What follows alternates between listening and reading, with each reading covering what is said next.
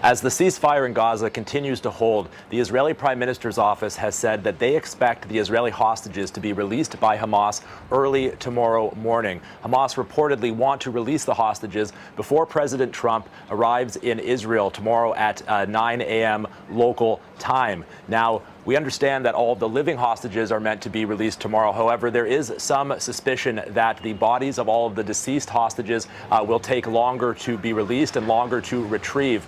U.S. Special Envoy Steve Witkoff reportedly told the family members of the hostages that some of the bodies, they don't know where they are. Hamas does not any longer know where they are, and they may be hard to retrieve because they may be buried under rubble, and that an international team will be tasked with trying to locate and retrieve them. Now, of the living hostages who will be released, we're getting more information there. We understand that they will be handed over by Hamas to the Red Cross in Gaza. The Red Cross will then bring them to Israeli forces. Israeli forces will bring them across the border to a military base in Israel. They will then go to specially designated hospitals for treatment.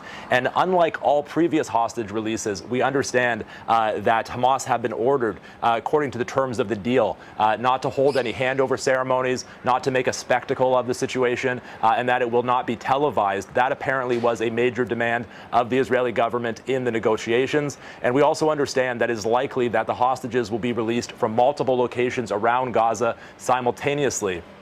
Now, once the hostages are released, the Israeli government will release the Palestinian prisoners in exchange. They include some 1,700 people who have been detained in Gaza throughout the 2 years of this war, as well as 250 so-called security prisoners. These are prisoners serving life sentences in Israeli jails for attacks that killed Israelis over the last few decades. And of them, we understand that 100 will be released into the West Bank, 15 will be released into East Jerusalem, and 135 will be released either into Gaza or sent into exile abroad. Blake Sifton, SABC News, Tel Aviv.